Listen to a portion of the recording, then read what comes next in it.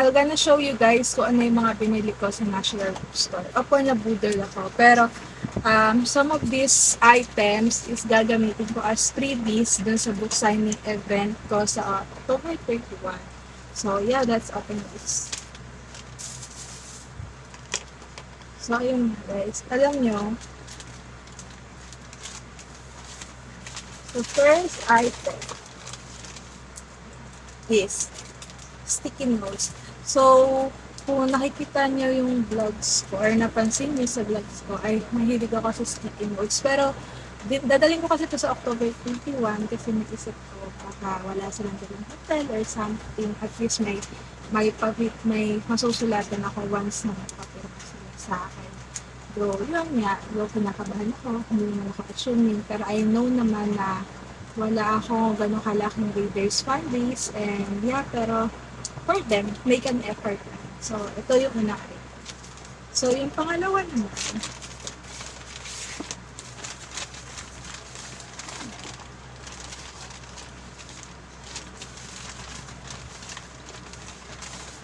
is this. Ayan. So, bumili ako ng pen, especially para lang dun sa book signing event. So, kulay brown siya na angel pen. Dito sponsored. Pero ayun nga, favorite ko kasi yung type ng gantong ball pen. So, naisip ako rin bumili. No, para partner silang dalawa. So, ayun na nga. So, kung talaga sa main event, ang dami ko talaga. So, ayun na nga. So, ayun na nga. So, I bought 4 books. Hinuhuli ko to yung parawanag nito. Pero ito, bumili ako ng 3 books. Ayun guys, 3 books yan. Para to sa freebies ng first 3 people na bibili ng libro. Meron akong 10 limited books doon na i-display. So, 10 lang yun. Mauna-una. Hopefully, maubos yun. Pero kung hindi naman, it's really the thought that count. Naka-attend ako ng isang book signing event. May chance ako na pumirma. No? So, ito yung gagawin kong previous dun sa libro ko. No? So, yung title na itong una is 101 Days of Heartbreak. Yan. If nabasa nyo na to sa Wattpad, congratulations. Pero ito nga guys, ito, nabasa ko na rin to and nakitan talaga ako na wag na previous. Charot.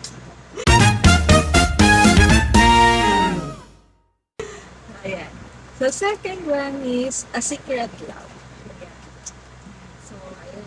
Then last is I'm in love with my alien best friend. So, ito, yung gagamitin kong freebies para sa unang 3 bibili ng libro. Pero, syempre, wag malungkot yung hindi aabot o hindi makakabili kasi nagpagawa naman ako ng parang souvenir sa kanila kapag lumapit sila sa akin kahit magpapirma lang sila sa papel, which is ito. Yan, kakakuha ko lang ito, kaka-deliver din sa akin nito. So, ito siya guys, papakita ko. Actually, ginamit ko na ito sa ilang ito yung gagamitin kong souvenir sa lahat ng lalapit sa akin magpapapirma na para may memory sila sa akin kahit na wala silang bilhin. Pero hopefully yung 10 talagang libro na yun is maubos din para naman. Kasi bibilhin ko siya guys sa publisher namin. Bibilhin ko siya para matala ko siya dun sa event. So, syempre, para mabawi ko din yung capital. Kasi, syempre, wala pa akong work as of now. So, kailangan ko din kumita. Diba? So, yan. So, eto nga siya guys. Hindi ko alam, nasa more than 10 pa to. So, yun nga, mauna-una lang doon kasi limited.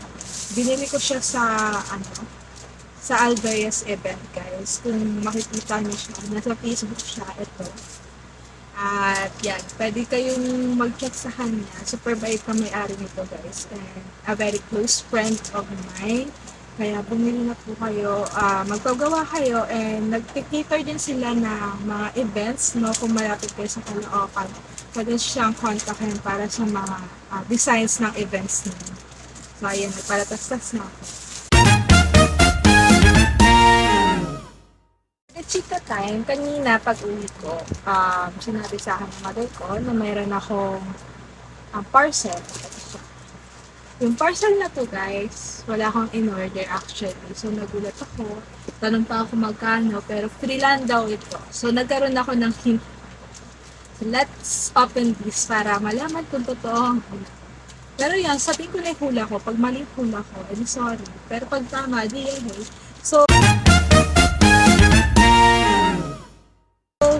few days ago, nung sinabi sa amin ng publisher ng um, isa pang book na lalabas sa akin this year, yung third and last book ko, which is tama ako guys. Ayan. Hi! So, ito na nga siya guys.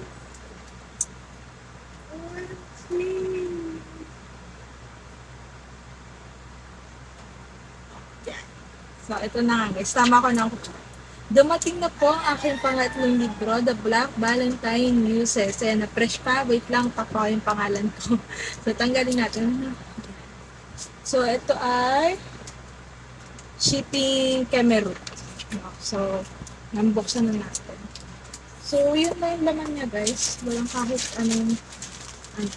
Though, di naman ako nagreklamo kasi complimentary lang natin. So, I hope lang na meron siyang freebies pag bumili kayo. I will link down yung link nito kung saan siya mabibili. Ang Black Valentine Muses, from the word itself, sinulat namin to for Valentine's. Pero yung na-delay yung production. So, ngayon lang siya dumating. So, pero for me, worth it siya guys. Nabasa ko yung ibang entries dito and super gaganda na entries nila. Ang Black Valentine Muses ay tungkol sa mga kababaihang nasaktan ng mismong Valentine's Day at kung paano sila bumangon. So yan, open na natin. Guys, gusto mo happy. Ang alam ko guys, ang presyo nito ay 315 pesos, excluded yung shipping fee. For the freebies, parang bookmark and something, I will confirm it sa aming publisher. Then, babalitaan ko kayo sa akin mga official social media accounts. Ito po siya. Instagram, Binibining Blossom Hearts, and of course, Facebook, Blossom Hearts United. Okay, guys. Meron na siya, guys. Meron siyang ano, guys. May bookmark siya. Judger ako na. Ganda. So, ang ganda niya, guys. Nakakatuwa. So, yan. Pangatlong libro ko na to. And this is the last book na ina-expect ang darating this year. Hopefully, next year, pag sinipag-sipag tayo and pag pinalad tayo, makakapag-publish pa ako ulit ng mga libro. Pero, yan, let's see what will happen. Thank you very much pala sa mga sumusuporta sa akin sa Wattpad and sa mga bumibili ng copies ko.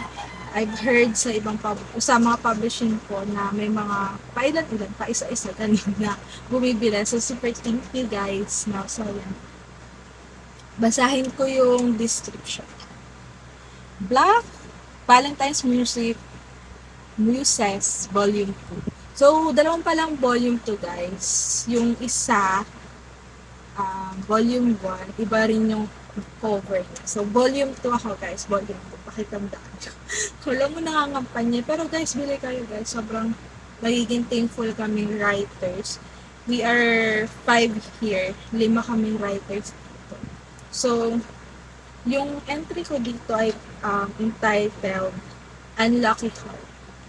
From the word itself, hindi sinuwerte ang puso niya ng Valentine's Day. So, I hope na I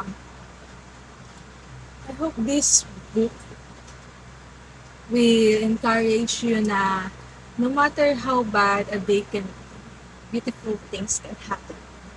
So, yan. Hindi ko alam kung meron ako dito tawag dito. Kung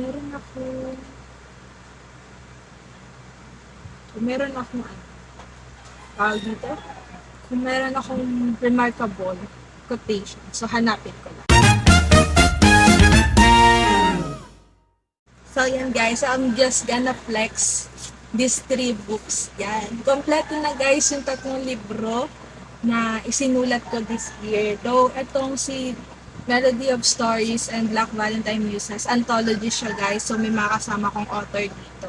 So we really hope na supportahan niyo po kami by buying this no sa The Melody of Stories, guys. Make sure na masabihan niyo ako na bumili kayo para sa dedication, no? Naglalagay kasi kami ng dedication kung kanino or sinong author yung nag-purchase sa inyo na bumili. So, ito.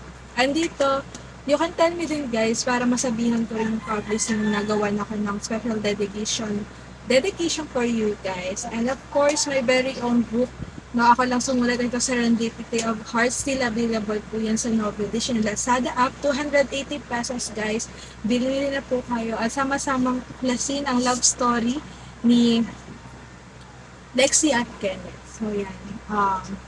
Siguro maybe in the next videos, no, ipapakita ko, bibigyan ko kayo ng mga kwento or trivia sa mga librong sinulat ko para naman mas maengganyo kayong bumili.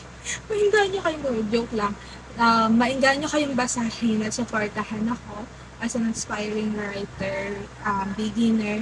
Sa mga naabot ko guys, hindi to magiging madali. I mean, hindi siya magiging possible without the love and support of my family. Of course, alam ko na kinalimutan ko na yung pagsusulat ng mga libro, pero yun nga, out of boredom, syempre, bumalik tayo. And that's a very best decision I have in my life. Of course, thank you for Ate Binibining Attorney, Ate Mimi Pineda, for opening that opportunity na makabalik ako sa pagsusulat, guys. Meron siyang YouTube channel, ito siya. Please subscribe to her. Panoorin niyo po yung mga music cover niya, guys. Sobrang galing at ganda ng boses ni Ate Monique. And of course, to my Seven Dwarfs family, I'm very thankful to all my mommies. Mommy Wild, Mommy Leonax, Mommy Cherry, Mommy Hala, Mami Sanggol, and to my Carponso na si Grill, no. Hindi ko pwedeng sabihin yung mga real names nila. That is all their pen names. No, lahat sila po ay nasa Star, nasa Dream and Yurto. So please, if you have that app, please po, supportahan niyo po sila doon. And of course, my second family, I have 3 families kasi sa writing eh. So my second family, my very own Writers Gym Guild family, thank you very much, lalo na kay Ate Lynn, kay Ate Sasa, at kay LG, na talagang pinipressure ako sa mga word counts nila, kaya sobrang sumisipag ako sa pagsulat. Sumisipag, di ka sure. No, pero sobrang marami akong nasusulat because of them sa mga attendance nila. And of course, so mga babies ko pa sa Writers Gym Guild, super happy ako to be with you guys. Sobrang saya ko na naging party kayo. Cheers for many more years to come. And of course, to the Project Finish family, syempre, sila talaga yung nag-open ng opportunity sa akin para sa book signing event ko sa October 31, 2023 sa Psychom Book. Happy, guys. So, thank you very much. Lalo na kay Press na talagang sinabihan ako na it's not really, sabi niya kung walang, naalala ko sinabi niya sa kanya, walang pipila. Ako pipila ka, guys. Very supportive yung president namin, guys. And I think mag-open kami ng new season. So, kung gusto niyo sumali, no, chat niyo lang ako or tingnan niyo yung mga posting ko sa Facebook para naman malaman niyo kung nag-open. So very thank you very much. And of course, to my baby blooms, both in readers ko, and of course to you guys who keep on watching my videos. Thank you very much sa ginagawa niyo for me. Thank you for simple comments. Thank you din sa mga nagsasubscribe sa nagla-likes. Thank you very much, guys. And yeah,